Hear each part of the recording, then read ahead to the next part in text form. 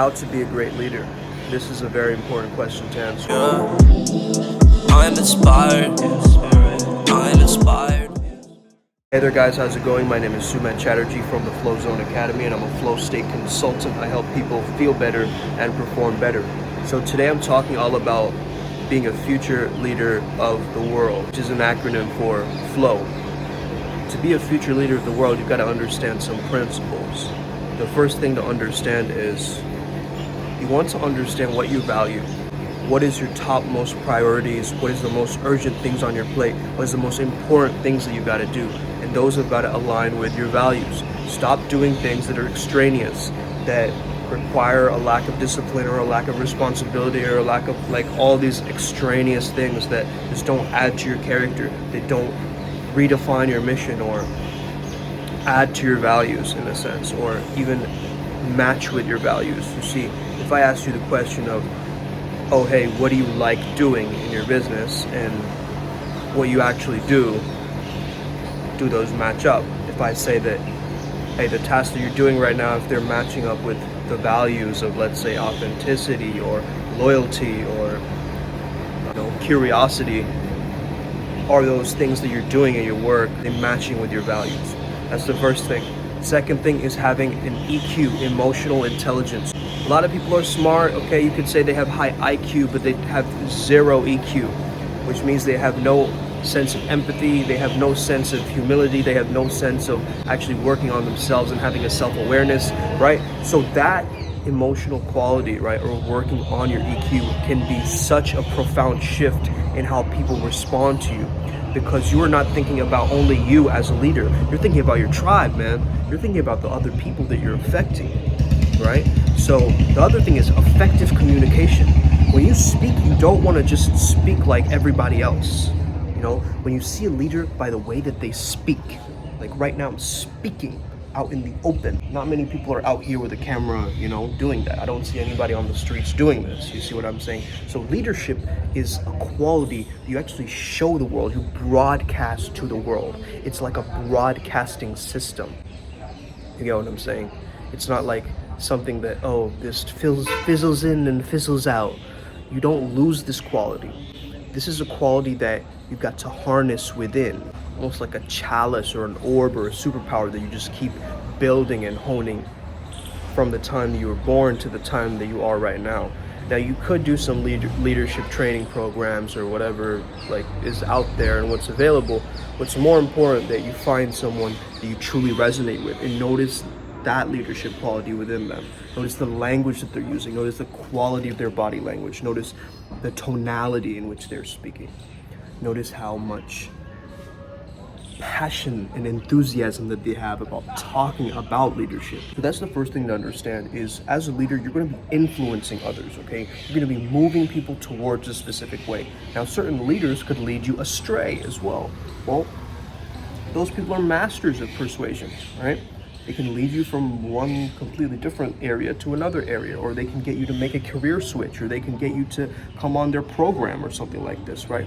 You got to watch out. There's not a lot of leaders that are there who have that care quality and are on your side, okay? So you got to be aware of this. Two things that you need as a leader, or if you're trying to monetize your leadership in a sense, is sales and confidence. Everything else is bogus, man. Everything else is just extraneous little dots that don't need to be on the painting. If you can just focus on these two skill sets, sales and confidence, and you amplify that with that emotional intelligence, it's going to be a game changer for you, because you are going to be the game changer. You see what I'm saying? You're going to change the game around where others are trying to copy and being like, oh yeah.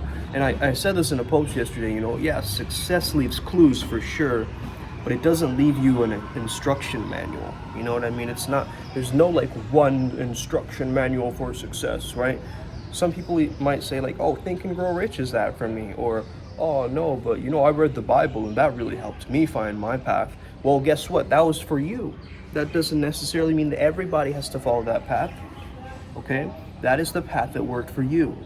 Maybe for you, it's the path of most grit. Someone else has the path of least resistance, right? So your path is your path. It's unique. And a leader knows that they got to stick by their path no matter what. They can't have people skewing them from their path, right? As a leader, you don't look towards other leaders and go, oh, maybe their version is right, and I've been wrong all this time.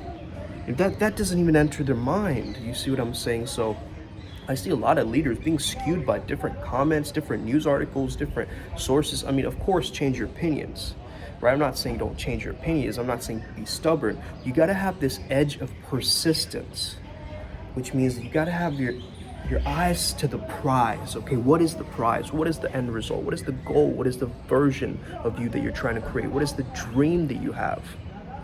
Okay, and not just what you think it should be based on society's merits and standards and like, oh, I wonder if I should be a good person today.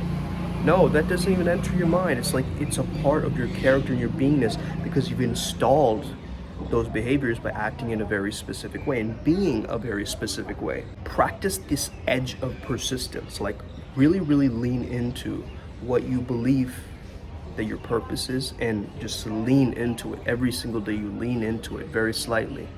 As a leader, sometimes you gotta do things which are pretty annoying, right? That you don't wanna do. Well, that's a true marker of leadership. It's like, hey, I'm taking on the responsibility not just for me, but for my entire team. So if they mess up, I mess up too, right? So you